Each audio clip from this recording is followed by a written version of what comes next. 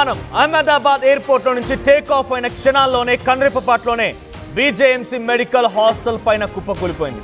ఈ రోజు వరకు ఈ ఘటనలో సుమారుగా 274 మంది దుర్మరణం పాలయ్యారు. వారంతా కూడా సజీవంగా ఆహుతైపోయారు. ఈ ఘటన చాలా తీవ్రంగా కలిచివేస్తోంది. అయితే ఇప్పటికీ అసలు ఏం జరిగింది, అసలు టేక్ ఆఫ్ తీసుకునేటువంటి సమయంలో ఆల్రెడీ టేక్ ఆఫ్ తీసుకున్నాక ఏం జరిగింది, అసలు ఎందుకు కుప్పకూలిపోవాల్సి వచ్చింది? చివరి నిమిషాల్లో పైలట్ సుమిత్ సబర్వాల్ కూడా చాలా క్లియర్గా మేడే అనేటువంటి మాటను మాట్లాడుకొచ్చారు. Mayday in the sense emergency life threatening సిచ్యువేషన్లో రేడియో మెసేజ్ లాగా ఈ మేడే అనేటువంటిదని వాడుతూ ఉంటారు. ఆ మేడే అనేటువంటి పదం ఏటీసీకి వినిపించింది. ఆ తర్వాత ఏటీసీ కాల్ చేస్తే కూడా అటువైపు నుంచి నో రెస్పాన్స్. క్షణాల్లోనే ఈ పూర్తి దుర్ఘటన జరిగిపోయింది. ఇప్పటికీ ఇంకా భారతదేశం ఈ ఘటన నుంచి కోలుకోవడం లేదు. చాలా తీవ్ర దిగ్భ్రాంతి వ్యక్తం చేస్తోంది. ఈ ఘటన గురించి ఇంకా రోజులు గడుస్తున్న కొద్దీ, విషయాలు తెలిసిన కొద్దీ కన్నీరు మున్నీరుగా వెలిపిస్తున్నారు. ఇంకా ఆ కుటుంబాలకి ఆ మృతదేహాలు అందించలేదు. వాటి DNA శాంపిల్స్ సేకరించారు. ఆ టెస్టులు కొనసాగుతున్నాయి. ఎవరి శరీర భాగం ఏంటి, ఎలా జరిగింది అనేది కనీసం గుర్తించలేకపోతున్నారు. అయితే అసలు కారణం ఏమై ఉంటుందని తెలుసుకునే ప్రయత్నం చేద్దాం. ప్రస్తుతం మనతో పాటుగా the most experienced civil aviation సంబంధించి 25,000 గంటల పాటుగా పైలట్గా ఆయన ఫ్లయింగ్ ఎక్స్పీరియన్స్ ఉంది. అటు Telangana state aviation academy CEO captain SN Reddy గారు RTV స్టూడియో అందుబాటులో ఉన్నారు. ఆయనతో పాటు మాట్లాడదాం. చాలా కీలకమైనటువంటి విషయాలు మనం తెలుసుకునే ప్రయత్నం చేద్దాం. సో ముందుగా welcome to RTV sir. So present ఈ ప్రమాదానికి సంబంధించి ఇప్పటికే ఏవియేషన్ అధికారులు కానివ్వండి, విమాన సంస్థ సంబంధించినటువంటి కేంద్ర మంత్రి రామ్మోహన్ రెడ్డి కూడా మాట్లాడుతూ 3 నెలల సమయం పడుతుంది అసలు కారణం ఏంటని తెలుసుకోవడానికి అని చెప్తున్నారు ఆయన. సో బ్లాక్ బాక్స్ అయితే దొరికింది. సో ఈ బ్లాక్ బాక్స్ లో ఏముంటుంది, కారణం ఏమై ఉంటుంది? ఒక్కసారి ముందుగా బ్లాక్ బాక్స్ అంటే ఏంటి చెప్పండి. నేను చెప్తాను. బ్లాక్ బాక్స్ అనేది అందులో అసలు అయితే దాని కలర్ ఆరెంజే ఉంటుంది, కానీ అనటం మాత్రం బ్లాక్ బాక్స్ అంటాం మనం. ఆరెంజ్ కలర్ ఉంటుంది. ఎందుకు ఆరెంజ్ కలర్ ఉంటుంది అంటే అది నీళ్ళల్లో పడ్డా కానీ మనకు ఆరెంజ్ కలర్ అయితే క్లియర్ కనపడుతుంది, బ్లాక్ అయితే కనపడుతుంది. ఫారెస్ట్లో పడ్డది అనుకోండి, ఫారెస్ట్లో పడితే కూడా మనకు బ్లాక్ కలర్ అయితే అంత ఈజీ తెలియదు. పర్వతాల మీద గుట్టల మీద పడితే కూడా తెలియదు. ఆరెంజ్ కలర్ ఉంటే ఈజీగా, అంటే ప్రమాద సమయంలో దానిలో నుంచి డాటా తీసుకోవాలి కాబట్టి ఇట్స్ బ్లాక్ బాక్స్ అని పిలుస్తారు అంతే. సో దాన్ని ఆరెంజ్ కలరే ఉంటుంది. అయితే ఇది యాక్సిడెంట్ అయితే ఎట్లా అయింది యాక్సిడెంట్ కొరకు, ఇన్వెస్టిగేషన్ కొరకు ఈ ఎక్విప్మెంట్ చాలా యూస్ఫుల్ అనమాట. 80 to 90% ఆఫ్ ది కారణాలు మనకు దీంతో తెలిసిపోతాయి. కాక్పిట్ వాయిస్ రికార్డర్ అంటే CVR అంటారు దాన్ని. అది సపరేట్ ఉంటుందా? 2 యూనిట్స్ ఉంటాయి అందులో. కాక్పిట్ వాయిస్ రికార్డర్ ఒకటి, DFDR ఒకటి, అంటే డిజిటల్. అంటే ఈ బ్లాక్ బాక్స్ ఎక్కడ ఉంటుంది, ప్లేన్ లో ఎక్కడ మారుస్తారు? చెప్తాను. దాన్ని టైర్లో పెడతారు. ఎందుకు టైర్లో పెడతారంటే మనం ఇప్పుడు మీరు యాక్సిడెంట్ అయింది అంత కాలిపోయింది కదా, కానీ టైర్ మాత్రం కాలిపోలేదు, అది సేఫ్గా ఉంటుంది. ఎక్కడ మీరు ఏ యాక్సిడెంట్ మీరు ప్రపంచంలో చూడండి, బాడీ అంతా కాలిపోతుంది కానీ టైల్ మాత్రం సేఫ్గా ఉంటుంది. అందుకొరకని ఇది టైల్లోనే పెడతారన్నమాట. That's one thing. అయితే దీంట్లో మనం కాక్పిట్లో యాక్సిడెంట్ కాకముందు అరగంట ముందటి నుంచి పైలట్స్ ఏం మాట్లాడుకున్నారు, పైలట్స్ ATC తోటి ఏం మాట్లాడినారు, పైలట్స్ ప్యాసింజర్ తోటి ఏం మాట్లాడినారు, అంతా దానిలో రికార్డ్ అవుతుంది అనమాట. ఇది బ్లాక్ బాక్స్ లో 2 విభాగాలు, ఒకటి కాక్పిట్, ఒకటి DFDR. కాక్పిట్ వాయిస్ రికార్డర్లో ఆ కాక్పిట్లో ఏం మాట్లాడింది అంతా వస్తుంది. నువ్వు కాక్పిట్ నుంచి మేము ప్యాసింజర్స్కి ఏదైనా అడ్రస్ చేస్తాం అనుకోండి, అది కూడా వస్తుంది దాంట్లో. మొత్తం పైలట్స్ మాట్లాడినటువంటి సిచ్యువేషన్ మొత్తం రికార్డ్ అవుతుంది. దాంతో మనకు తెలిసిపోతుంది అంటే ఏం ప్రాబ్లం ఉండే, వీళ్ళు ఏం డిస్కస్ చేసిండ్రు, వీళ్ళు ATC తోటి ఏం డిస్కస్ చేసిండ్రు, ATC ఏం మాట్లాడినరు, ATC అంటే ఎయిర్ ట్రాఫిక్ కంట్రోల్ అని అంతా మనకి ఇన్ఫర్మేషన్ ఉంటుంది. ఇక DFDR చాలా ఇంపార్టెంట్ ఎక్విప్మెంట్. అది చాలా డీటెయిల్స్ దానిలో ఉంటుంది. అట్లీస్ట్ ఒక 1000-1500 పారామీటర్స్. అంటే ఎయిర్ క్రాఫ్ట్ అప్పుడు యాక్సిడెంట్ అయినప్పుడు ఏ హైట్లో ఉంది, ఏ స్పీడ్లో ఉంది, ఏ రేట్తో డిసెంట్ అవుతుంది, ఏ రేట్తో క్లైంబ్ అవుతుంది, ఇంజన్స్ ఎట్లా పనిచేస్తున్నాయి, ఇంజన్స్కు ఫ్యూయల్ పోతుందా, ఇంజన్స్కు ఆయిల్ పోతుందా, అట్లా ప్రతిదీ అన్ని డీటెయిల్స్ దానిలో ఉంటాయి అన్నమాట. అదే అందుకొరకే వాళ్ళు అనేది అట్లా 2-3 months అవుతుంది. మొత్తం ఒక్కొక్క దాన్ని తీసి అనలైజ్ చేయవలసి వస్తుంది. ఎక్స్పర్ట్స్ దాన్ని చూసి దాన్ని డీకోడ్ చేసి ఒక్కొక్కటి అనలైజ్ చేయాలి. రైట్. SN రెడ్డి గారు చెప్తున్న ప్రకారంగా బ్లాక్ బాక్స్ అనే దాన్ని, అది బ్లాక్ బాక్స్ కాదు, జనరల్గా ఆరెంజ్ కలర్లో ఉంటుంది. బ్లాక్ బాక్స్ అనేది టైల్లో అమరుస్తారు. దాంట్లో 2 భాగాలు ఉంటాయి. ఒకటి compact voice recorder CVR cockpit voice recorder at the same time డిఎఫ్డిఆర్ digital flight data recorder రెండు కూడా ఉంటాయి. ఈ కాక్పిట్ వాయిస్ రికార్డర్ లో పైలట్స్ మాట్లాడింది, ప్యాసింజర్స్ కి ఏదైనా సమాచారం ఇచ్చింది దీంట్లో రికార్డ్ అవుతుంది. డిఎఫ్డిఆర్ అనే దాంట్లో ఇక సుమారుగా 1500 ఆస్పెక్ట్స్ దాంట్లో రికార్డ్ అవుతాయి. ఫ్యూయల్ అందుతుందా లేదా, ఇంజిన్ ఎలా ఉంది, ప్రతి సమస్య కూడా దాంట్లో ఉంటుంది. సో ఇప్పుడు బ్లాక్ బాక్స్ అయితే ఈ ఘటనలో అటు అధికారం దొరికింది, వాళ్ళు డీకోడ్ చేయబోతున్నారు. డీకోడ్ చేయడానికి సుమారుగా 3 నెలల సమయం పడుతుందని అధికారులు చెప్తున్నారు. సో ఇంత సమయం పడుతుందంటారా? అంటే 3 నెలల సమయం పడుతుందో ఒక సమస్యని ఫైండ్ అవుట్ చేయడం కోసం? 2 months కావచ్చు, 3 months కావచ్చు, డిపెండింగ్ ఆన్ దాని యొక్క ఎక్స్పర్ట్స్ ఉండాలి. ఆ ఎక్స్పర్ట్స్ అవైలబుల్ ఉండాలి. ఎక్స్పర్ట్స్ దినం రాత్రి దాని అంతా మొత్తం ప్లే చేసి దాన్ని డీకోడ్ చేసి చూస్తారన్నమాట. అందుకొరకు టైం పడుతుంది. నేను 2 months కావచ్చు, 3 months కావచ్చు. కొన్ని ఫ్రాక్షన్ ఆఫ్ సెకండ్స్ లోనే కదా మొదటి నుంచి జరిగిందని గమనించలేదు. ఫ్రాక్షన్ ఆఫ్ సెకండ్స్ లో 30 seconds లో ప్రమాదం జరిగిపోయింది. సో ఆ 30 seconds పూర్తిగా అనాలిసిస్ చేయడం కోసం అంత టైం తీసుకుంటుంది. అదొకటే కాకుండా దానికి మొదలు ఎయిర్ క్రాఫ్ట్ యొక్క బ్యాక్గ్రౌండ్ కూడా అందులో వస్తుంది అనమాట. ఎయిర్ క్రాఫ్ట్ ఏదైనా హిస్టరీ ఉంటే, ఎయిర్ క్రాఫ్ట్లో ఏదైనా రిపేర్ అయింది, ఏదైనా దాన్ని ఏమైనా ఇద్దరికి ఏమైనా రిపోర్ట్స్ వచ్చినాయా, ఇదివరకు పైలట్ ఏమైనా రిపోర్ట్ చేసినా, ఇంజనీర్ ఏమైనా రిపోర్ట్ చేసినా, అవన్నీ డీటెయిల్స్ దానిలో ఉంటాయి అనమాట. అందుకొరకు టైం పడుతుంది. ఓకే, సో బ్లాక్ బాక్స్ సంగతి ఇది. సో బ్లాక్ బాక్స్ దొరికింది, ఫైండ్ అవుట్ అయ్యే అవకాశం అయితే ఉంది. మీ ఎక్స్పీరియన్స్ ప్రకారంగా మీరు ఆల్రెడీ 2000 మెంబర్స్ని ట్రైన్ చేశానని చెప్తున్నారు, ఇన్స్ట్రక్టర్గా, తర్వాత ట్రైనర్గా, ఎక్స్ప్లెయినర్గా ఉన్నారు కాబట్టి, ఎగ్జామినర్గా ఉన్నారు కాబట్టి, సో మీ ఎక్స్పీరియన్స్ అసలు ఏం జరిగి ఉంటుందో మనం భావించాలి? ఈ ఫ్లైట్ యాక్సిడెంట్ ఎందుకు జరిగింది? టేక్ ఆఫ్ తీసుకున్నటువంటి కొన్ని క్షణాలు ఉన్నాయి. అంతకంటే ముందు ఒకసారి నేను మీకు ఢిల్లీ ఎయిర్పోర్ట్లో స్టార్ట్ అయింది ఈ ఫ్లైట్. సో టేక్ ఆఫ్ కంటే ముందు అక్కడ ప్యాసింజర్లు కొంతమంది ఏసీ రావడం లేదు, సిస్టమ్ పనిచేయడం లేదు అంటున్నారు. సో ఇది కొంత లింకప్ చేసే అవకాశం ఉందని మనం తెలుసుకుంటాను. ఒకసారి అంతకంటే ముందు పీసీఆర్ ఇఫ్ పాసిబుల్, ఢిల్లీలో ఎయిర్పోర్ట్లో నుంచి ఆ ఫ్లైట్ టేక్ ఆఫ్ అయ్యే కంటే ముందు కొంతమంది ప్రయాణికులు తమ ఆందోళన వ్యక్తం చేస్తూ ఏమి పనిచేయడం, ఏసీ రావడం అంటూ మాట్లాడుకొచ్చారు. ఒకసారి బైక్ ప్లే చేయండి. రైట్, మరి కాసేపట్లో స్టార్ట్ అవుతుంది బయట మనం చూద్దాం. సో ఏం జరుగుతుంది? ఏసీ రాలేదు, తర్వాత వాళ్ళకి సిస్టమ్స్ ఆన్ కాలేదు. అయితే ఏవైతే ఎయిర్ క్రాఫ్ట్ లోపల ఉన్నాయో అవి ఆ ఎక్విప్మెంట్, మన ముందర టీవీ ఉంటుంది, టీవీ రాలేదు, ఆ టీవీ ఆన్ చేయాలంటే ఆఫ్ చేయాలంటే ఆ స్విచెస్ పనిచేయలేదు,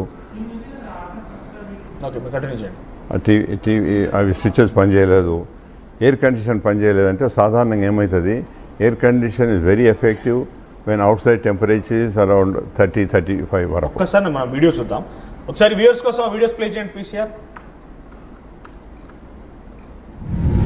We are almost about to taxi, but this AC is not working. Look at everyone, and it's so many people, they are using these magazines. AC is not working at all. And as usual, your TV screens are also not working. Neither this button for calling the cabin crew, nothing is working. Nothing, not even the light is working. See, this is what you are providing, and as usual, that is why Air India is considered as one of the worst airlines in the world. AC is still not working, and today it is very, very, very hot in Delhi.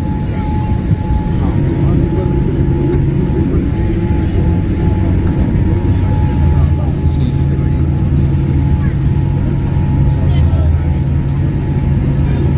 and it's a Dreamliner 787.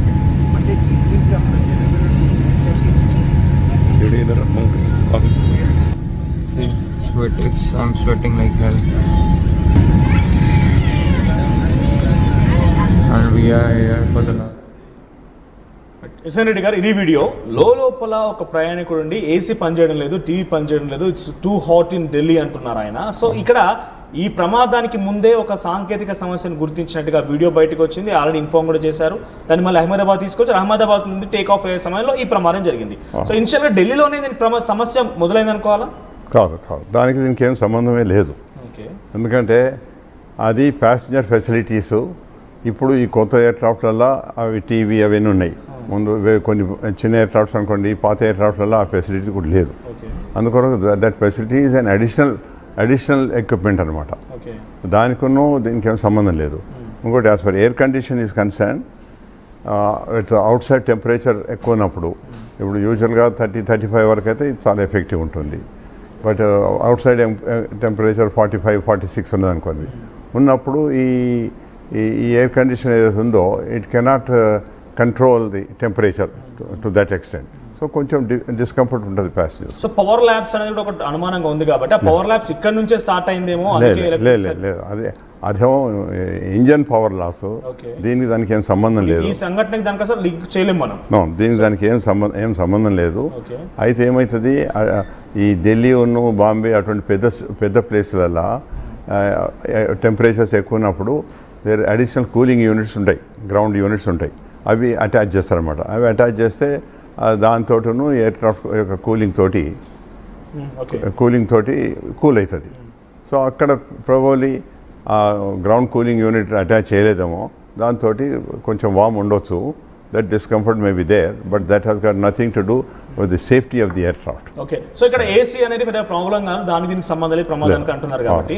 So ఇక్కడ basic ఇది ఒక చిన్న issue అయినా కూడా, so ఒక aeroplane take off తీసుకుంటుంది, flight take off తీసుకుంటుంది అంటే దాని ముందు ఎటువంటి క్రాస్ చెక్ జరుగుతాయి, ఎన్ని డిపార్ట్మెంట్స్ క్రాస్ చెక్ చేస్తాయి, ఆ ఫ్లైట్ ని ఎవరు అప్రూవ్ చేస్తారు, అన్ని రకాల సిద్ధంగా ఉంది, ఇలా జరుగుతుంది. ఓకే, ఫస్ట్ ఏమో ఆ ఎయిర్క్రాఫ్ట్ ఇంజనీర్స్ ఉంటారు, 2-3 ఇంజనీర్స్ ఉంటారు.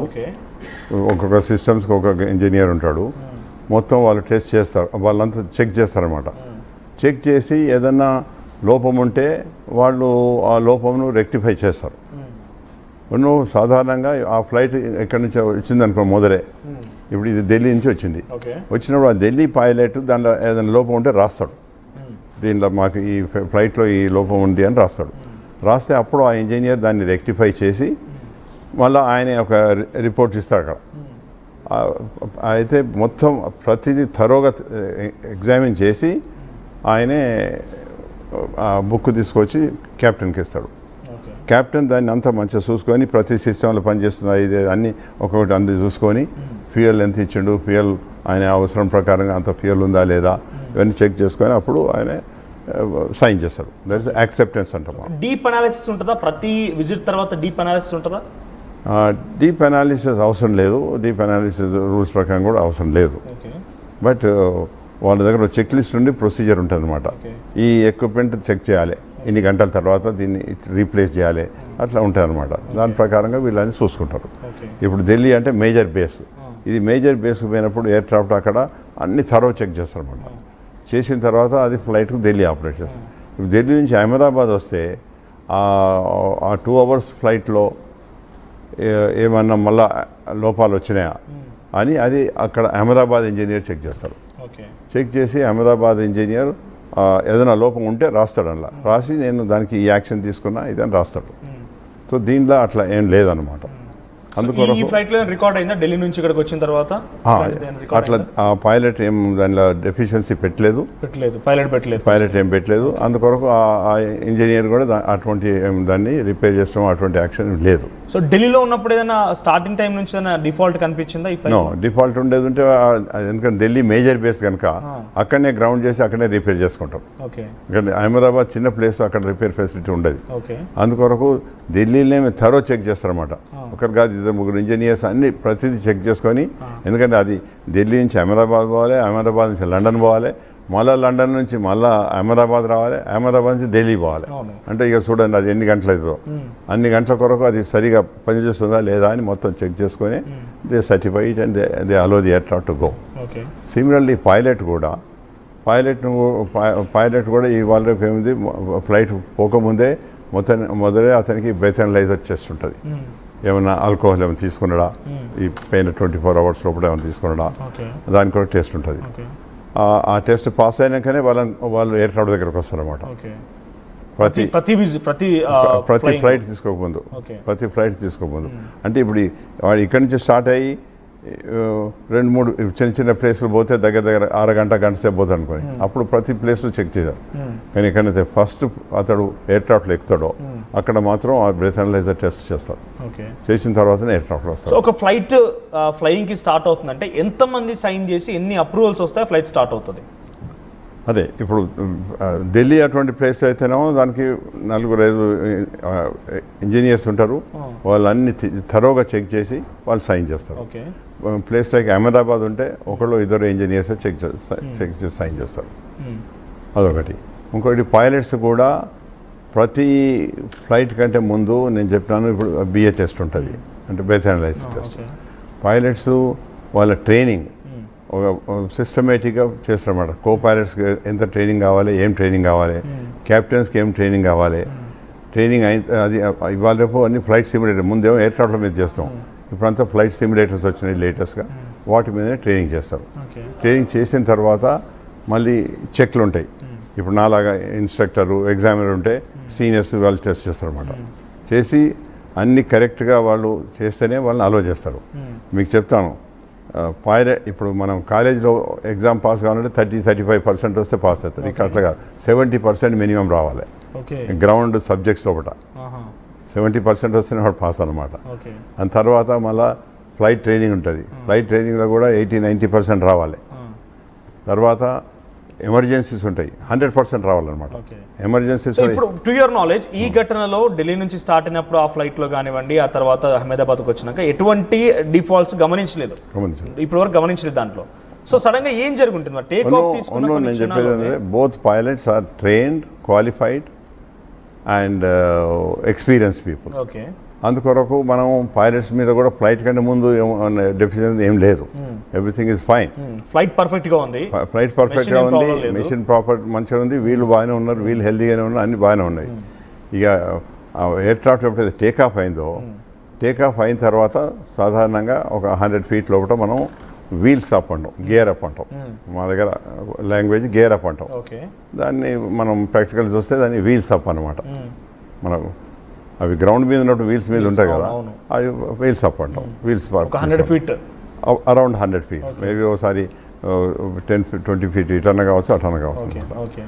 అట్లనే అది మళ్ళీ ఒక 200-300 feet ఫ్లై చేసినాక ఆర్ లేకపోతే 500-600 feetలో కూడా మనం ఫ్లాప్స్ అప్ అంటాం. అంతవరకు ఫ్లాప్స్ ఉంటాయి. ఇప్పుడు ఇది వింగ్ అనుకోండి, ఫ్లాప్స్ అంటే ఇంతవరకు ఎక్స్టెండ్ అవుతుంది, ఇంతవరకు ఎక్స్టెండ్ అవుతుంది. అయితే ఈ వింగ్ లిఫ్ట్ ఇస్తుంది, ఈ అడిషనల్ ఏరియా ఇది కూడా అడిషనల్ లిఫ్ట్ ఇస్తుంది అనమాట. టేకాఫ్ కొరకు అడిషనల్ లిఫ్ట్ మనకు కావాలి, ఎందుకంటే అంత బరువు గ్రౌండ్ నుంచి లేవాలి. దాని కొరకు ఈ additional lift is required. Therefore ఈ ఫ్లాప్స్ మనం తీసుకుంటాం.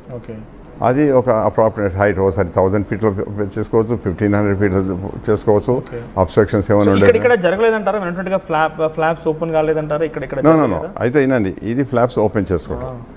చేసుకున్న తర్వాత ఈ ఫ్లాప్స్ ఒక హైట్ పోయిన తర్వాతనే ఫ్లాప్స్ పైకి తీసుకుంటాం అన్నమాట. ఇక్కడ ఏం జరిగిందంటే మనం యాక్సిడెంట్ అయినప్పుడు వీల్స్ కిందికున్నాయి. దాంతో ఒకటి మనకి ఏం తెలుస్తుందంటే ఈ వీల్స్ 100 feet పైకి తీసుకోలేదు. అయితే తీసుకోకపోతే ఏమైతే అది ఒక రెసిస్టెన్స్ ఇస్తుంది, డ్రాగ్ ఇస్తుంది. వెనక్కి పుష్ చేస్తుంది, ఎయిర్ స్పీడ్ పుష్ చేస్తాం అనమాట. సో దాంతో కూడా అది ఒక లోపం అన్నట్టు అనుకోండి. దాంతో ఎయిర్క్రాఫ్ట్ యొక్క పెర్ఫార్మెన్స్ తగ్గుతుంది. సార్ పీసీఆర్ ఆ ఫ్లైట్ విజువల్స్ ప్లే చేయండి మీరు. సో సార్ చెప్తున్న ప్రకారం, ఎస్ఎన్ రెడ్డి గారు చెప్తున్న ప్రకారంగా ఒక 100 feet అప్రాక్స్ అటు ఇటుగా ఒకసారి ఫ్లైట్ మూవ్ స్టార్ట్ అయిందనంటే 100 feet లో కల్లా ఆ గేర్ అప్ అంటే వీల్స్ ని క్లోజ్ చేసుకోవాలి, పైకి తీసుకోవాలి. కానీ ఇక్కడ జరగలేదు, అది కూడా ఒక లోపమే అంటున్నారు. ఒకసారి మనం విజువల్స్ లో చూద్దాం, మీరు గమనించండి సార్. సో ఇక్కడ లెఫ్ట్ సైడ్ బాక్స్ లో ప్లే అవుతున్నాయి, ఆ సెకండ్స్ లోనే చూడండి ఆ ఫ్లైట్ స్టార్ట్ అయిపోయింది. ఇప్పుడు చూడండి మీరు, వీల్స్ కిందకున్నాయి. అవును, రైట్. అది స్టార్ట్ అయిపోయింది, ఆల్మోస్ట్ 10 seconds అవుతుంది. సో అయినా వీల్స్ ఇంకా అక్కడే ఉన్నాయి. 37 seconds కి ఎగ్జాక్ట్ గా టేక్ ఆఫ్ తీసుకొని స్టార్ట్ చేసింది, హైట్ లేచింది. అది ఇంకా వీల్స్ కింద ఉన్నాయి, రైట్. అవును, అయితే ల్యాండింగ్ లో కూడా వీల్స్ కిందే ఉన్నాయి. అదే అందుకొరకే దాంతో ఒకటి మనం ఒక నిర్ధారణ రావచ్చుగా అంటే ఈ వీల్స్ పైకి తీసుకోలేదు. ఓకే. అయితే ఆ 100 feet లోపల వీల్స్ అప్ అన్నప్పుడు ఆ కో పైలట్ పొరపాట్ల ఫ్లాప్ అప్ ఇచ్చిండొచ్చు. ఓకే. ఫ్లాప్ ఇచ్చేవరకు ఏంటి అంటే ఇంత లిఫ్ట్ తగ్గింది కదా, ఇంత లిఫ్ట్ తగ్గేవరకు ఎయిర్క్రాఫ్ట్ సింక్ అవుతుంది. ఓకే. ఇంత లోపలనే ముందర బిల్డింగ్స్ వచ్చేసినాయి, ఆ బిల్డింగ్స్లో క్రాష్ అయినట్టు. ఇవన్నీ మనం ఒక మనం మళ్ళీ స్పష్టంగా చెప్పండి సార్. ఇక్కడ మనం పాయింట్ రైజ్ చేద్దాం. ఫ్లాప్ అనేది ఎప్పుడు పుష్ కోసం యూజ్ చేస్తారు. నో, అడిషనల్ లిఫ్ట్ కోసం. కింద ఉంటే లిఫ్ట్ అవుతుంది, పైకి వస్తే అది నార్మల్ పొజిషన్ వస్తుంది. సో బాడీ పుషింగ్ కోసం ఇప్పుడు చెప్తున్నాం కదా, ఇంత వెడల్పు వింగ్ ఉంది అనుకోండి. ఈ వింగ్ ఒక 80% లిఫ్ట్ ఇస్తుంది. ఇది యాడ్ చేసే వరకు ఇంకో 20-30% లిఫ్ట్ ఇది ఇస్తుంది. కింద ఫ్లాప్, కింద ఈ ఫ్లాప్. ఓకే. ఇప్పుడు ఫ్లాప్ పైకి తీసుకుంటామో ఆ 20-30% లిఫ్ట్ తగ్గిపోతుంది కదా. తగ్గిపోయినప్పుడు ఏమవుతుంది, ఎయిర్ క్రాఫ్ట్ సింక్ అవుతుంది. ఓకే.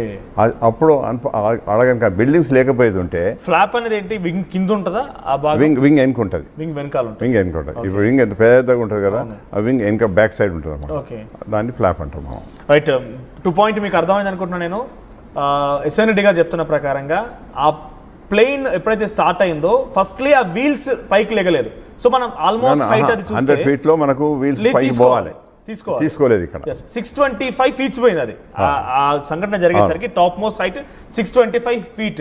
కానీ 100 feet లో అటు ఇటుగా అప్రాక్స్ 100-120 ఆ హైట్కి వచ్చేసరికల్లా వీల్స్ వెనక్కి తీసుకుంటారు. దానికి గేర్ అప్ అనే లాంగ్వేజ్ చెప్తున్నారు ఆయన. సో అది తీసుకోలేదు అని అంటే ఏదో జరిగి ఉంటుంది. సో బహుశా అక్కడ క్యాప్టెన్ ఉన్న వాళ్ళు వీల్ గేర్ అప్ అని ఉంటాడు, కానీ ఆయన ఫ్లాప్ అని చెప్పి అనుకుని ఫ్లాప్ ఫ్లాప్ అప్ ఇచ్చి ఉంటాడు. అది కొంత ఒకసారి ఈ ఫ్లాప్ అప్ అనేది అంటే డౌన్ గా ఉన్నప్పుడు ఫ్లైట్ ఎగడం కోసం పుష్ ఇస్తుంది పైకి, ఎయిర్ స్పీడ్ తో పాటుగా లిఫ్ట్ ఇస్తుంది. కానీ ఎప్పుడైతే ఈ ఫ్లాప్ అప్ అయిపోయిందో అంటే ఫ్లాప్ అప్ అనగానే అది పైకి వచ్చేస్తుంది, డౌన్ ఉన్నప్పుడు లిఫ్ట్ ఇస్తుంది. కానీ ఎప్పుడైతే పైకి అనేది క్లోజ్ అయిపోతుంది, అంత మొత్తం లిఫ్ట్ తగ్గిపోతుంది. రైట్, అది తగ్గిపోయింది. ఆ కారణంగానే జరిగి ఉంటుంది. తగ్గిపోయే వరకు ఎయిర్ క్రాఫ్ట్ సింక్ అయింది అనమాట. ఇంతలో ఉండే ముందర కాలేజ్ బిల్డింగ్స్ ఉన్నాయి, బిల్డింగ్స్ లో క్రాష్ అయింది. ఆ బిల్డింగ్స్ లేకపోయేది ఉంటే అట్లా ఎక్కువ క్లైమ్ కాకుండా అట్లా స్లోగా ఇట్లా పోతుండే. అప్పుడు దేవుడు రియలైజ్ అని మళ్ళీ ఫ్లాప్స్ తీసుకుంటారు. కానీ ఆ సిచ్యువేషన్ అంతే. అంటే ఎంత టైం పడుతుంది ఇది ఫ్లాప్ అప్ ఫ్లాప్ డౌన్ చేయడానికి? ఫ్లాప్ మనం ఇట్లా లీవర్ అని ఇప్పుడు గేర్ కూడా మనం ఇట్లా అనగానే 2 seconds లో పైకి పోతుంది. అవును, అట్లే ఫ్లాప్ కూడా ఇట్లా అనగానే 2 seconds లో పైకి పోతుంది. కానీ అది రికగ్నైజ్ చేయలేకపోయారంటారు. It's benefit of doubt. అది ఎగ్జాక్ట్ గా మనం చెప్పలేము. అదే బెనిఫిట్ ఆఫ్ డౌట్ అదంతే. సో ఇంకొక రీజన్ ఏమేమి ఉండొచ్చు, ఏటీఎఫ్ అంటున్నారు. అదే ఇంకొకటి ఏటీఎఫ్ అంటే ఏవియేషన్ టర్బైన్ ఫ్యూయల్. ఇప్పుడు మనం కెరసిన్ ఆయిల్ ఉంటుంది, that is high grade kerosene oil అనుకోండి. ఈ ఎయిర్క్రాఫ్ట్లలో వాడేది ఏటీఎఫ్ అంటారు దాన్ని. అయితే ఏటీఎఫ్ మనకు ట్యాంక్లలో ఉంటుంది.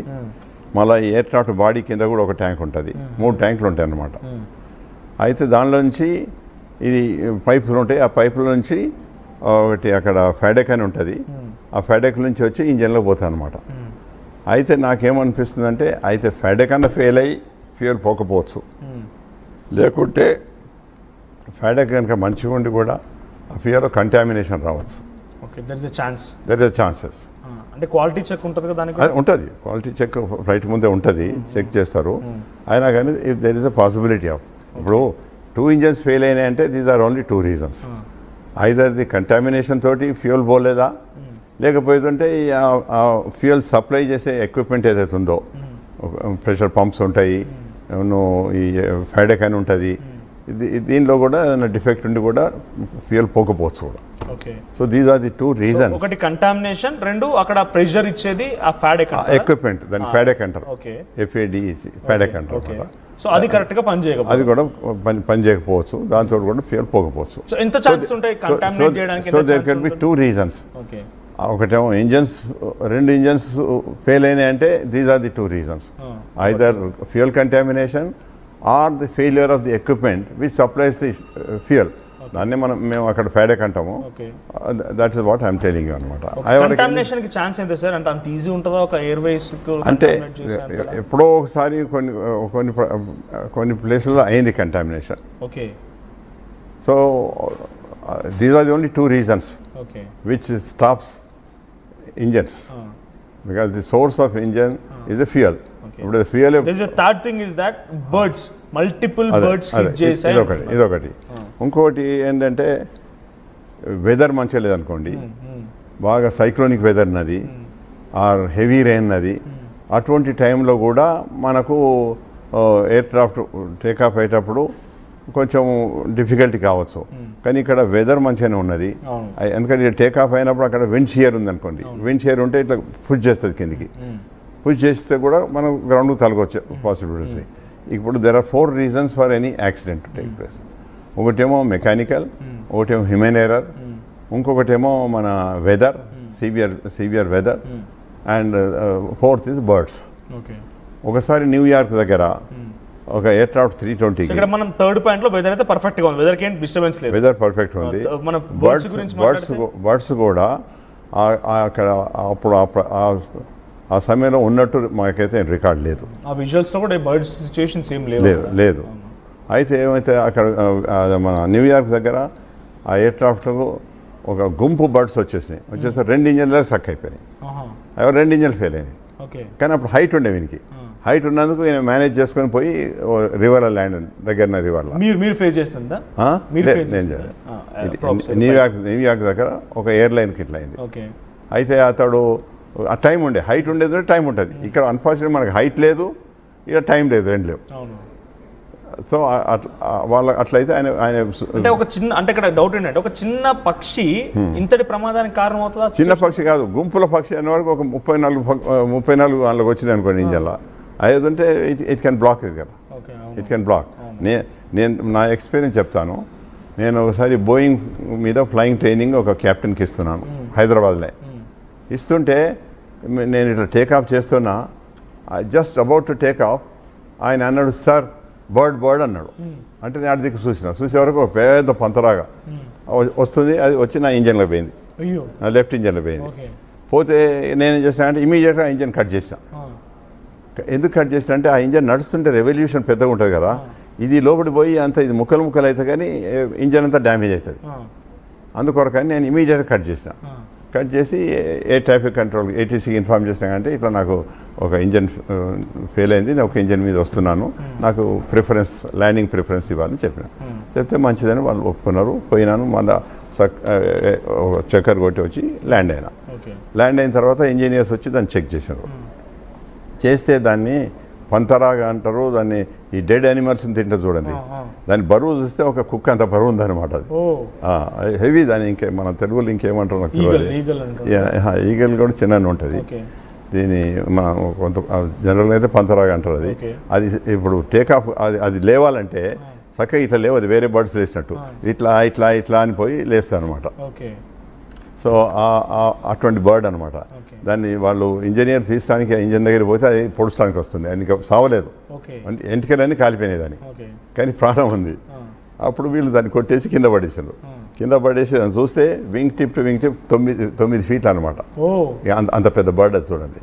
నేను కింద పోయి చూస్తే అదొక మన కుక్కలాగా అంత స్ట్రక్చర్ ఉన్నది దానికి. సో అట్లా మీరు ఒక బర్డ్ అంటే చూడండి, అటువంటి బర్డ్ కూడా it can make so much of damage. Luckily నేను నోటీస్ చేసి ఇమీడియట్గా ఇంజన్ కట్ చేసినా కనుక ఆ ఇంజనీర్ కింద వచ్చిన తర్వాత చెక్ చేసి అన్నాడు, సార్ థరోగా ఉంది, ఏం డ్యామేజ్ కాలేదు, ఎందుకంటే మీరు ఇమీడియట్ యాక్షన్ తీసుకున్నారు.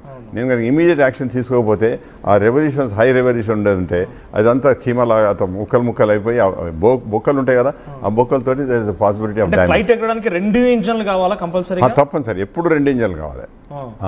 ఒక ఇంజన్ ఫెయిల్ అయితే ఇంకొక ఇంజన్కి కొంచెం పవర్ ఎక్కువ చేసి మనం మేనేజ్ చేస్తాం. అది కూడా నేను మీకు చెప్తాను ఒక ఎక్స్పీరియన్స్ నాకు. నేను యాబ్రో ఎయిర్ క్రాఫ్ట్లో విజయవాడ నుంచి హైదరాబాద్కి వస్తున్నాను. నైట్ ఫ్లైట్ అది. విజయవాడ నుంచి మేము 7కి టేకాఫ్ అయినాము. ఇక్కడ 8-10కి ల్యాండ్ కావాలి. అయితే హాఫ్ వచ్చిన తర్వాత కొంచెం హాఫ్ దాటిన తర్వాత రైట్ ఇంజన్లో ఫైర్ వచ్చింది. అయితే ఇప్పుడు ప్యాసింజర్స్ నైట్ కదా, ఫైర్ రాగానే అందరు చూసి వాళ్ళకి ప్యానిక్ అన్నమాట. అయ్యో ఇంజన్లో ఫైర్ వచ్చింది ఏమవుతుందో అన్నట్టు. ఇంత మాకు దానికి ట్రైనింగ్ ఉంటుంది అనమాట.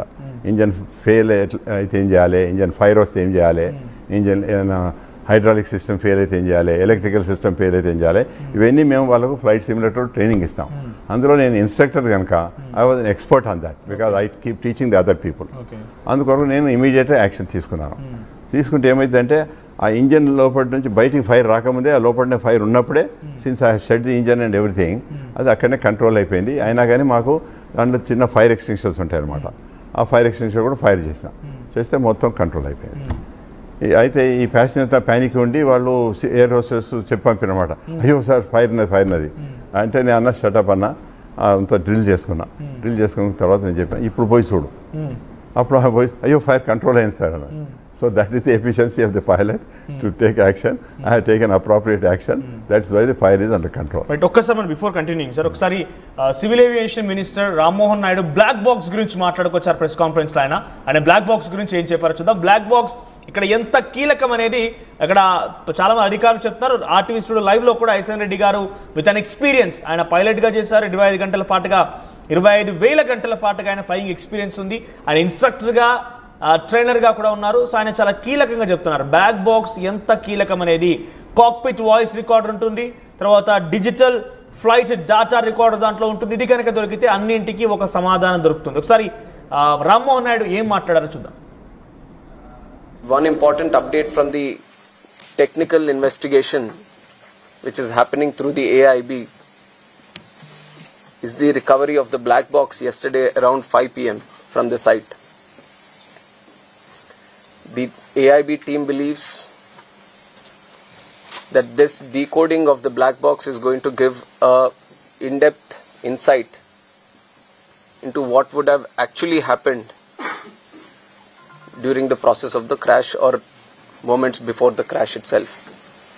So we are also eagerly waiting for what the results or the report is going to be once the AIB goes through its full investigation. Right, విన్నారు కదా, black box that doesn't mean అది black colour లో ఉంటుందని కాదు, దాంట్లో చాలా కీలకమైన information ఉంటుంది. Cockpit voice recorder S N Reddy గారు చెప్తున్న మాట కానివ్వండి, ఎక్స్పర్ట్స్ చెప్తున్న మాట, ఇప్పుడు రామ్మోహన్ రెడ్డి చెప్తున్న మాట అదే. కాక్పిట్ వాయిస్ రికార్డర్ అంటే చివరి నిమిషాల్లో అక్కడ పైలట్స్ ఏం చేశారు, ఏం మాట్లాడుకున్నారు, ప్యాసింజర్కి ఏమైనా ఇన్ఫర్మేషన్ ఇచ్చారా, ఇదంతా వాళ్ళ వాయిస్ రికార్డ్ చేస్తుంది ఒకే ఎత్తు అయితే. ఇక ఫ్లైట్కి సంబంధించి సుమారుగా 1500 ఆస్పెక్ట్స్ రికార్డ్ చేయగల సామర్థ్యం ఉంది. ఈ డిజిటల్ ఫ్లైట్ డాటా రికార్డర్లో ఫ్యూయల్ పాస్ అవుతుందా లేదా, ఇంజిన్స్ ఎలా ఉన్నాయి, ఎయిర్ స్పీడ్ ఎలా ఉంది, వెదర్ కండిషన్ ఎలా ఉంది, ఆ తర్వాత ఫ్లైట్ టేక్ ఆఫ్ టైంలో ఏం జరిగింది, ఆ ప్రతి ఒక్క డాటాని కూడా రికార్డ్ చేసే సామర్థ్యం ఇటు DFDRలో కూడా ఉంది. బ్లాక్ బాక్స్లో అంతా సమాచారం ఉంది. ఇటు AAIB air craft accidents investigation bureau ఇప్పుడు దీన్ని విచారిస్తోంది. ఈ బ్లాక్ బాక్స్ దొరికితే మొత్తం సమాచారం దొరుకుతుంది అనేది రామ్మోహన్ నాయుడు చెప్తున్నారు. మళ్ళీ మనం ఎస్ఎన్ రెడ్డి గారితో కంటిన్యూ చేద్దాం. ఎస్ఎన్ రెడ్డి గారు, సో 2 year ఎక్స్పీరియన్స్ ఇక్కడ జరిగిన సంఘటనకు సంబంధించి మనం 4 మాట్లాడుకున్నాం. 3 గారు, ఒకటి ఫ్లాప్ సంబంధించి ఫ్లాప్స్ ఓపెన్ అయ్యాయి, ఫ్లాప్ డౌన్ ఫ్లాప్ అప్ అనేది. తర్వాత మనం ATF గురించి మాట్లాడుకున్నాం, ఆ ఫ్యూయల్ ఏం జరిగి ఉంటుంది అనేది. బర్డ్స్ అండ్ వెదర్ అంతా బాగానే ఉన్నాయి. కానీ ఇక్కడ జరిగిన ఘటనలో ఇప్పుడు తప్పు అనేది ఇంకెవరు తెలియదు of course. So human error అనేది ఒక బై ఛాన్స్ ఉంది అని అనుకుంటున్నాను. ఎంత మేర ఛాన్స్ ఉంటుంది? Assumption are benefit of doubt is a probability. Okay, it might be అని అనుకుంటున్నాం. సేమ్ థింగ్, ఫ్యూయల్ రాకుండా 2 ఇంజన్లు ఫెయిల్ అవడం కూడా ప్రాబబిలిటీ అనుకుంటున్నాం మనం. There could be it's be combination of both. Engines కూడా ఫెయిల్ కావచ్చు, ఈ ఫ్లాప్ దాంతో కూడా సింక్ అయింది కూడా కావచ్చు, ఆర్ ఓన్లీ ఇంజన్స్ ఫెయిల్ అయ్యి అయిండొచ్చు కూడా. లేకపోతే ఓన్లీ 1 ఈ ఫ్లాప్ విత్డ్రా చేసినప్పుడు అది గ్రౌండ్ దగ్గర ఉన్నది అనుకోండి, సింక్ అయింది అనుకోండి, అయితే కూడా యాక్సిడెంట్ అవుతుంది, అట్లా క్రాష్ అవుతుంది. సో ఇవన్నీ బెనిఫిట్ ఆఫ్ డౌట్స్ అంతే. సో ఇక్కడ ఇంకొక విషయం ఇంట్రెస్టింగ్ గా 11A సీట్లో కూర్చున్నటువంటి విశ్వాస్ కుమార్ రమేష్, ఇది ఒకటే ఘటన కాదు. ఇప్పుడు నేను ఈ విషయం పైన చాలా సెర్చ్ చేస్తుంటే ఇదే 11A సీట్లో కూర్చున్న ఘటనలో 20 ఏళ్ల క్రితం అంట అక్కడ థాయ్ యాక్టర్ ఒక ఆయన రోసాంగ్ అని చెప్పేసి ఇప్పుడు ఈ ఘటన చూసి ట్వీట్ చేశారని. ఏమన్నారంటే 20 ఏళ్ల క్రితం నేను కూడా ఇదే సీట్లో కూర్చున్నాను, ఆ ఘటనలో 146 మంది థాయ్ ఇంటర్నేషనల్ ఫ్లైట్ లో యాక్సిడెంట్ జరిగితే 146 మంది మరణిస్తే ఒక్కని మాత్రం బతికారని చెప్తున్నారు. ఎలా సాధ్యమవుతుంది? 11A సీట్ స్పెషాలిటీ నేను చెప్తాను మీకు. ఇప్పుడు ఏమైందంటే సీట్స్ 1, 2, 3 అట్లా వస్తాయి 11 వరకు, 11th రో అనుకోండి. ఈసారి ఇఫ్ పాసిబుల్ ఒకసారి ఫ్లైట్ బ్లూ ప్రింట్ ప్లే చేసే ప్రయత్నం చేయండి. సో దాంట్లో 11A సీట్లో ఉన్నటువంటి విశ్వాస్ కుమార్ రమేష్ ఇప్పుడు బయటపడ్డాడు. దాని గురించి అడుగుదాం ఒకసారి. గతంలో 20 ఏళ్ల క్రితం ఒక థాయ్ యాక్టర్ కూడా ఈ 11A సీట్లోనే కూర్చోండి థాయ్ ఇంటర్నేషనల్ ఎయిర్పోర్ట్లో ఒక ప్రమాదం జరిగితే ప్రమాదం ఆయన కూడా బయటపడ్డాడట. మనం ఎస్ఎన్ రెడ్డి గారిని అడుగుదాం. సో ఇక్కడ కనబడుతుంది సార్ 11A సీట్. ఆ 11A సీట్ స్పెషాలిటీ ఏంటి? 11th రో అన్నమాట. అయితే ఏమైతే ఫ్రంట్ రోస్ అన్ని ఫస్ట్ క్లాస్ బిజినెస్ క్లాస్ ఉంటాయి. ఉన్న తర్వాత ఇక్కడ నుంచి ఇవి ఎకానమీ మొదలవుతుంది. ఆ ఎకానమీ ఏదైతే స్టార్ట్ అవుతుందో అక్కడ 11th సీట్ నుంచి స్టార్ట్ అవుతుంది అనమాట. అయితే ఆ బిజినెస్ క్లాస్ ఎండును ఇది స్టార్ట్ అయ్యే మధ్యన మన ఎమర్జెన్సీ ఎగ్జిట్స్ ఉంటాయి, డోర్స్, ఎమర్జెన్సీ ఎగ్జిట్ డోర్స్ ఉంటాయి 11th రో దగ్గర నుంచి 11th రో నుంచి. అయితే ఇప్పుడు ఏమైంది, ఆ ఇంపాక్ట్ తోటి అవన్నీ ఇరిగిపోయినాయి. అయితే he was throne out, literally he was throne out. అయితే ఆ థ్రో అవుట్ చేసినప్పుడు అటు పడితేనో ఫైర్లో పడుతుండే, ఆయన అదృష్టానికి ఇడిదిగ్గుపడ్డాడు. సో ఆయన ఎస్కేప్ గారు, ఆయన ఆ ఇన్సిడెంట్ లో బయటకు విసిరేయబడ్డాడు. అంతే అంతే, బయట పడ్డాడు. He was throne out. ఆయన సమయస్ఫూర్తితో ఆయన బయటపడింది, ఆయన బయట, ఎందుకంటే అక్కడ ఆయన ఏదో తీసుకొని బయటికి పోయింది అన్నట్టు కాదు. He was literally throne out. ఆ హిట్ లో బయటకు విసిరేయబడ్డాడు అన్నమాట. అయితే ఆ విసిరేయబడటం సేఫ్ దిక్కు పడ్డది కనుక ఈయన బతికిండు. అదే కనుక ఫ్రంట్ ఏదైతే ఫైర్ ఉందో అటు దిక్కు ఏది ఉంటే ఫైర్లో కాలిపోతుండే. ఒంటిపైన ఒక చిన్న గాయం కూడా లేదు ఉండదు, ఎక్సెప్ట్ దట్ ఆ హీట్ తోటి కొంచెం అంత కాలినట్టు అయింది అంతేగాని ఫిజికల్గా పెద్ద ఎక్కువ కాలేదు.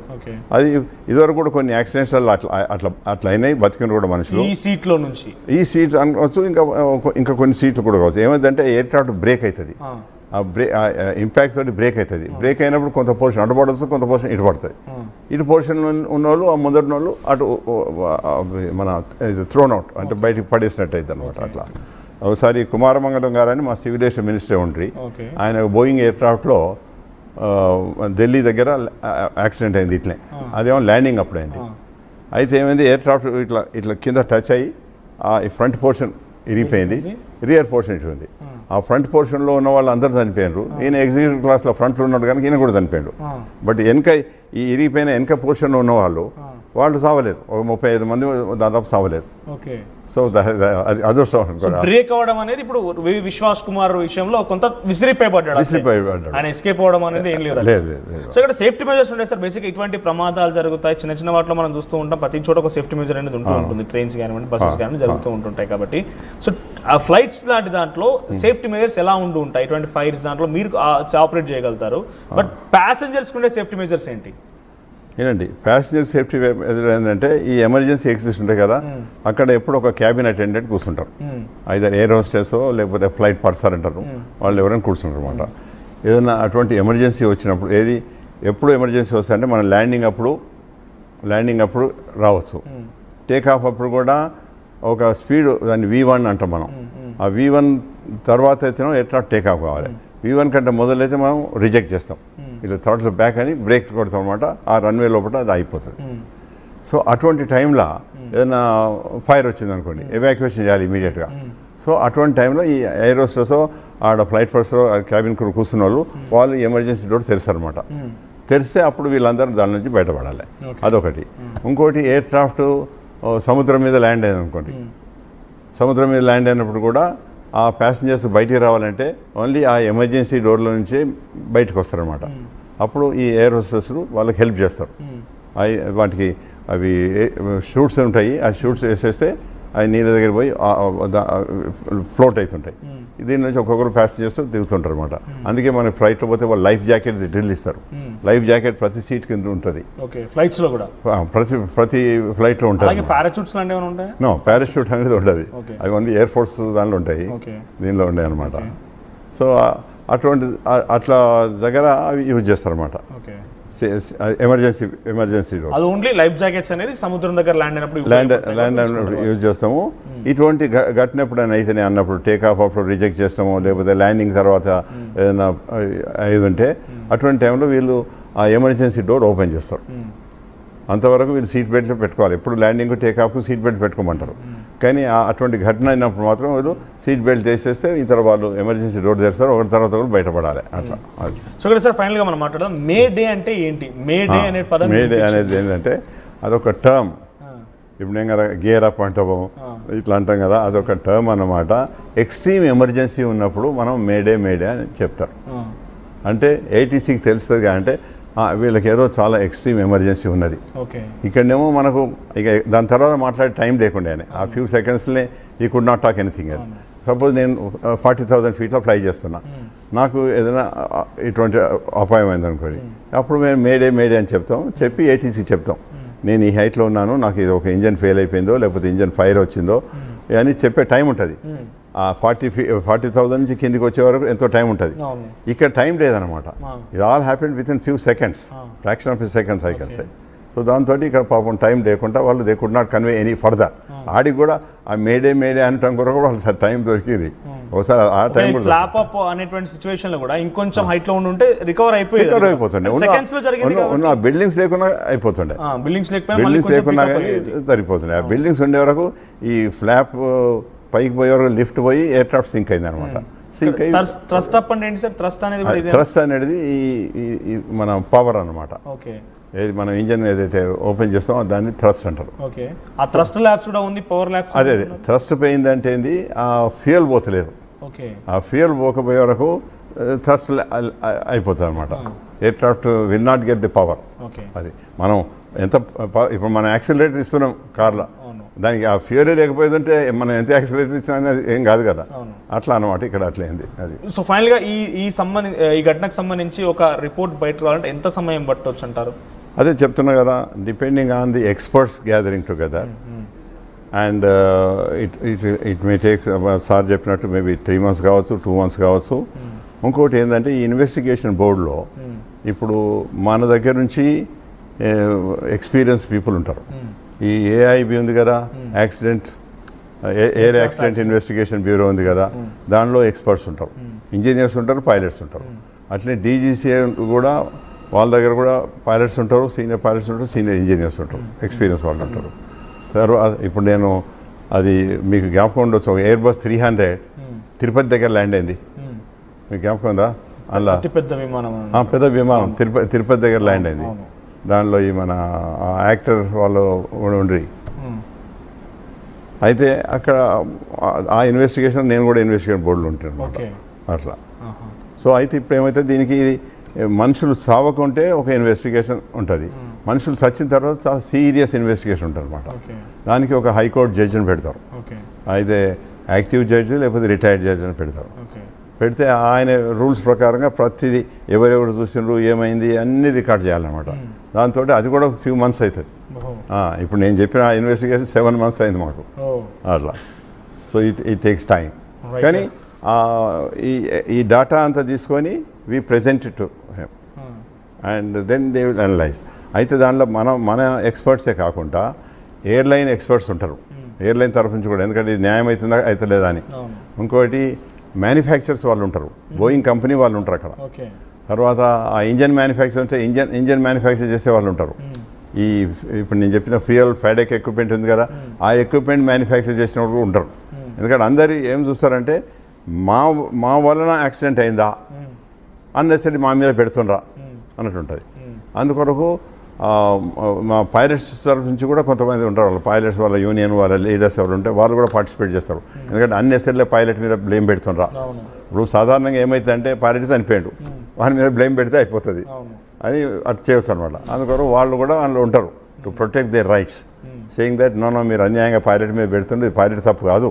ఇప్పుడు ఇక్కడ సపోజ్ 2 ఇంజన్లు ఫ్యూయల్ అయింది అనుకోండి, అది ఆయన తప్పు కాదు, బట్ ఆయన తప్పు ఒకటి చేసిన ఫ్లాప్ది. దానికి వరకు ఏదో 10% రెస్పాన్సిబుల్ కావచ్చు, బట్ ఇంజన్ ఫెయిల్ అవటం 90% responsible.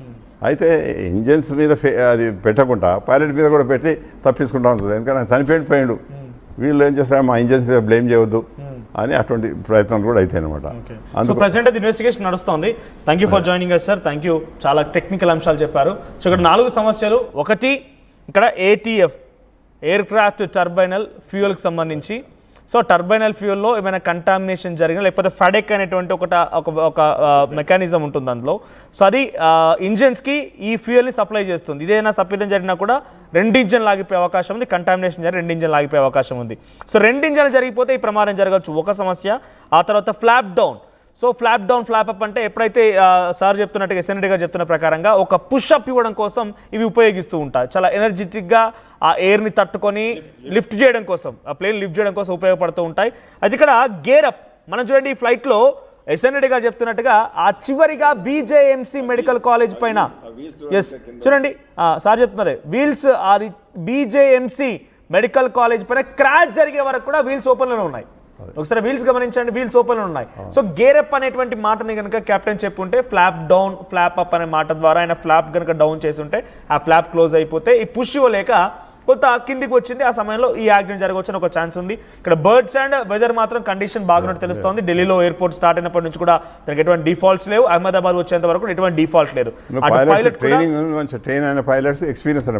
Experienced pilots and trained pilots వాళ్ళు ఎటువంటి డిఫాల్ట్స్ కూడా రికార్డ్ చేయరు. సో ఇక్కడ సమస్యల్లా ATF లేదా ఫ్లాప్ డౌన్ ఫ్లాప్ అప్ ఇది మాత్రమే కొంత సమస్యాత్మకంగా ఉంది. సో మరి అది 2-3 నెలల్లో బయటపడే అవకాశం ఉంది.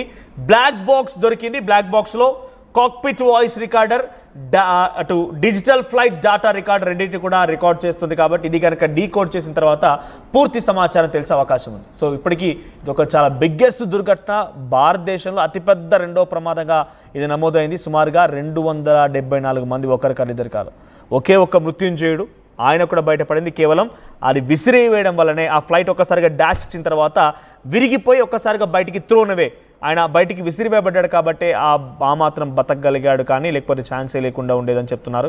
సో ప్రజెంట్ ఈ ఘటనకు సంబంధించి ఇంకా చాలా ఆసక్తి రేపుతోంది. ఎందుకనంటే ఇక్కడ ఇంకా ఎవరి మృతదేహాలు ఎవరి కుటుంబానికి ఇవ్వాలి అర్థం కాని పరిస్థితి. మొత్తం అంతా కూడా మనం ఒక పేపర్ని పూర్తిగా మంటలు వేస్తే ఏ రకంగా అయితే నల్లగా అయిపోయి బూడిదైపోతే ఆ రకంగా ఉన్న సిచ్యువేషన్ ప్రతి మృతదేహం కూడా. ఆ మృతదేహాన్ని ఆ తల్లిదండ్రులకు అప్పగించాలంటేనే అధికారులు కన్నీళ్లు పెట్టుకుంటున్నారు. ఈ రోజు కూడా ఆ శిథిలాల కింద తీస్తూ ఉంటే సుమారుగా 9 మృతదేహాలు బయటపడ్డాయి నిన్నటి నుంచి ఈ రోజు వరకు. ఇంకా అక్కడ రెస్క్యూ ఆపరేషన్స్ కొనసాగుతున్నాయి. అసలు చిన్న చిన్న పిల్లలంతా కూడా ఎయిర్ హోస్టెస్గా విధుల్లోకి ఎక్కిన తర్వాత మణిపూర్లో నుంచి ఒక అమ్మాయి సార్ శర్మ మేబీ 19 ఏళ్ల వయసులో ఈ ఉద్యోగంలోకి ఎక్కింది. ఆ తల్లిదండ్రులు ఏడ్చేటువంటి విధానం చూస్తుంటే నిజంగా ఎవరికైనా కూడా కన్నీళ్ళు ప్రతి ఒక్కరు కన్నీళ్ళు పెట్టాల్సిందే. అటువంటి ఒక దుర్ఘటన అది. సో చూద్దాం మరి ఏం జరుగుతుందో. సో ప్రస్తుతానికైతే విచారణ కొనసాగుతుంటే అధికారులు చెప్తున్నారు. సో ఈ ఘటనకు సంబంధించి చాలా క్లియర్గా టెక్నికల్ ఇన్ఫర్మేషన్ మీకు ఆర్టీవీ అందించే ప్రయత్నం చేసింది. సో ప్రస్తుతానికి ఈ బ్లాక్ బాక్స్ను డీకోడ్ చేసే పని కొనసాగుతుంది. ఒకసారి మళ్ళీ ఢిల్లీ ఎయిర్పోర్ట్ దగ్గర నుంచి ఈ ప్రమాదం జరగకంటే ముందు సాంకేతిక సమస్యను గుర్తించారు కొంతమంది అక్కడ ప్రయాణికులు. అదేంటో చూద్దాం. ఆ తర్వాత దానికి దీనికి లింకప్ ఏం లేదు, అది టెక్నికల్గా ఎస్ఎన్ రెడ్డి గారు చెప్పే ప్రయత్నం చేశారు. ఏసీ అనేది ఇంటర్నల్ ఇష్యూ, అది కొంత బయట టెంపరేచర్ బట్టి కూడా క్యారీ ఫార్వర్డ్ చేస్తూ ఉంటారు. ఆ సిస్టమ్స్ కూడా కొన్ని సందర్భాలు పనిచేయకపోవచ్చు, టెక్నికల్ సమస్య, కానీ ఆ ఇంజిన్కి దీనికి ఎటువంటి సమస్య లేదంటున్నారు. ఒకసారి ఢిల్లీ ఎయిర్పోర్ట్లో ఒక ప్రయాణికుడు రికార్డ్ చేసిన వీడియో చూద్దాం. So many people, they are using these magazines. AC is not working at all. And as usual, your TV screens are also not working. Neither this button for calling the cabin crew. Nothing is working. Nothing. Not even the light is working. See, this is what you are providing. And as usual, that is why Air India is considered as one of the worst airlines in the world. AC is still not working, and today it is very, very, very hot in Delhi.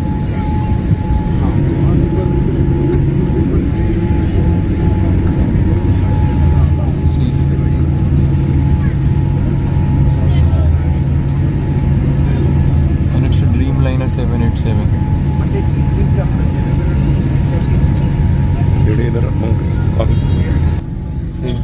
Let me say last known position.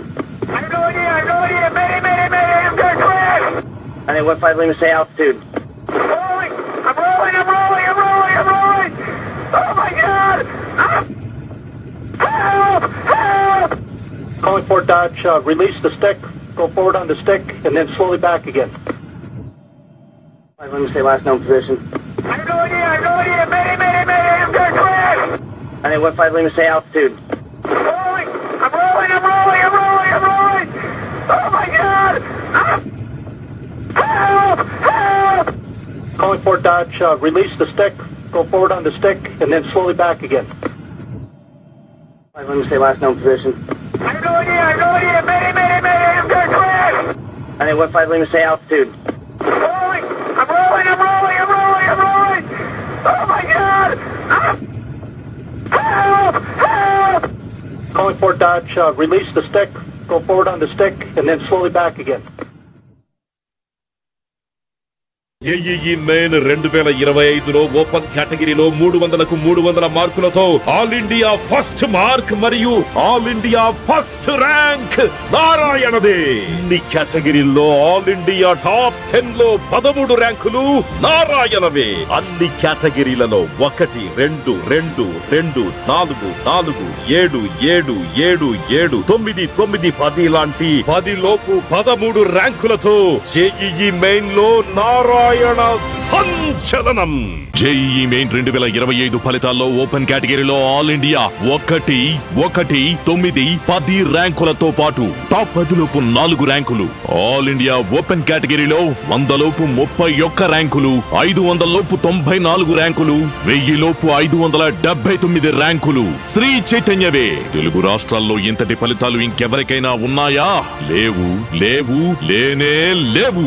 ఇక ఐఐటికి brand Sri చైతన్యయే. Fast track your career with programs tailor-made for the industry. KLH Global Business School.